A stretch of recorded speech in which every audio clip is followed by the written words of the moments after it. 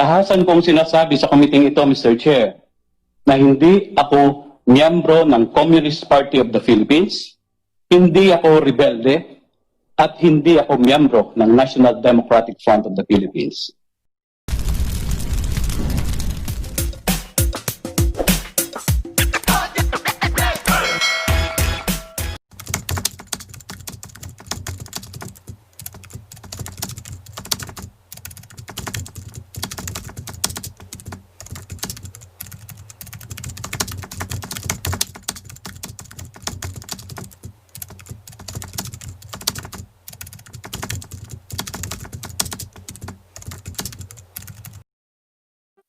Mr. Chair, ang aming pagdalo sa pagdinig na ito ay hindi lamang para pasinungalingan ang mga walang basihang akusasyon laban sa amin, kundi para maningil din na accountability at ilahad ang mapanganib na epekto ng red tagging sa mga aktivista, sa miyembro ng oposisyon, sa mga kritiko ng pamahalaan, at maging sa ordinaryong mamamayan.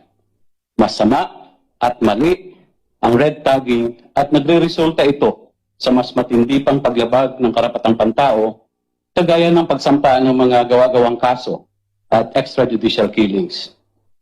Nitong nakaraan, Mr. Chair, naging malawakan at sentro ng mga red tagging at terrorist tagging ang mga miyembro ng Makabayan Bloc, ang mga progresibong organisasyon katulad ng Bagong Alyansang Makabayan at iba pang mga personalidad. Pilit kaming iniugnay sa terorismo. Ito ay isang malaking kasinungalingan. Bilang mga mambabatas ay ginagampanan lamang namin ang aming mga sinumpaang tungkulin ayon sa ating saligang batas at iba pang mga batas. Tahasan kong sinasabi sa committee ito, Mr. Chair, na hindi ako miyembro ng Communist Party of the Philippines, hindi ako rebelde, at hindi ako miyembro ng National Democratic Front of the Philippines. Tahasan ko rin pinasisinungalingan na ang aking partido, ang Bayan Muna, ay creation at kontrolado ng Communist Party of the Philippines.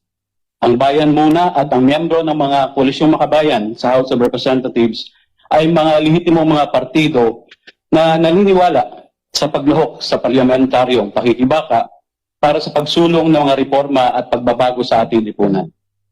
Sa katunayan, Ginoong Tagapangulo, mula noong 2001, na ang unang lumahok at nanalo ang Bayan Muna, at hanggang sa ngayon ay mayroon ng 4 na party list ng Koalisyong Makabayan at 6 na kinatawan sa 18 Congress. May pagmamalaki po namin na isa kami sa mga pinakamasigasig at aktibo sa pagtutulak ng mga mahalagang mga panukalang batas at mga reforma na tutugon sa mga kahilingan at kahingian ng ating mga mamamayan. Kabilang na dito ang mga sumusunod na mga panukala na naging batas na sa kasalukuyan. Ang Republic Act 9504, Tax Exception for Minimum Wage Earners. Ang Republic Act 10653, Tax Exemption of 13-month pay and other bonuses. Republic Act 9653, the Rent Control Act of 2009.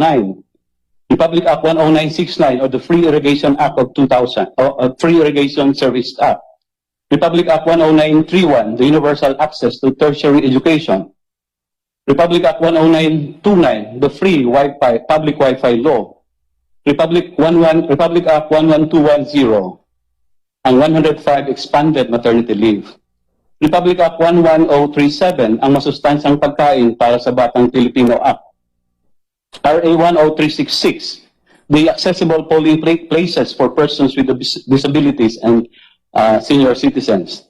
RA 10368, the Human Rights Victims Reparation and Recognition Act. RO 10609, the Protection of Students' Rights to Enroll in Review Centers Act. Ang RA 10639 na very common ngayon, Mr. Chair, no? Yung Free Mobile Disaster Alert Act, o tinawag din ito ng iba na Colmenares Law. RA 10653, the Increased Ceiling for Tax-Exempt Benefits. Ang Republic Act 11036, the Mental Health Act. Ang Republic Act 1148, Kalusugan at Nutrisyon ng mga Nanay Act. The Anti-Trafficking in Persons Act. The RA 9262, Anti-Violence Against Women and Their Children. RA 9710, Magna Carta of Women. RA 11058, Occupational Safety and Health Law. RA 9406, Reorganizing and Strengthening the Public Attorneys Act of 2007 at marami pang iba. Ang mga kongresista ng Makabayan Bloc din, Mr. Chair, ay nasa top 10 din sa most legislative proposals sa House of Representatives. Subalit, sa kabilang banda, maraming mga trump-up cases na rin ang isinampa sa mga kinatawan ng Makabayan Bloc at ang mga ito ay binasura ng Korte o ng Department of Justice dahil sa walang batayan at walang matibay na ebidensyang inihain. Kasama na dyan ang mga kaso na isinampa noon sa tinatawag na Batasan 6 noong kapanahunan ng dating Pangulong Gloria Arroyo. Ang mga kasong kidnapping, child abuse, human trafficking, disqualification sa COMELEC at iba pa. Sa inyo pong narinig, Mr. Chair, nangunguna po tayo sa pagtulak ng mga isyu ng mamamayan katulad ng reformang agraryo, national industrialization, pabahay, social pension, education at iba pa. Nilalabanan din natin, Mr. Chair, ang matinding korupsyon at maging ang isyu ng pork barrel system na alam naman natin mismong ang kagalang-galang na chair ay tinututulan din mula sa pool. Ito rin ang mga usapin na kahit na ang pamahalaan ay umaamin na dapat matugunan kung gusto nating matapos na ang mahigit 5 dekada ng armadong tunggalian sa ating bayan. Subalit, Mr. Chair, sa halip na unawain at igalang ang mga naging papel namin bilang mga kinatawan ng ating mga mamayan sa loob ng Kongreso, ay naging subject kami ng mga trump-up charges at matinding red tagging at terrorist tagging. Dapat matigil na po ito at panagutin ang mga may pasimuno nito. Kung mamarapati ng ating kagalang-galang na chair, minupungkahi po namin ang ganitong daloy ng aming presentation. Ang una pong magsasalita ay si Ginoong Teddy Casino, ang Bayan spokesperson, to speak on red tagging and its implications. Susundan siya ni Attorney Nery Colmenares, ang chair ng Koalisyong Makabayan, who will discuss the allegations against us, and he will present statements and evidence in rebuttal. Sasamahan po siya ni Attorney Jobert Pahilga, who is online, who will also rebut the allegations made by Mr. Celis. Susundan po siya ni Ms. Cristina Palabay, ang Secretary General ng Karapatan, to speak on the experiences of victims of red tagging and terrorist tagging.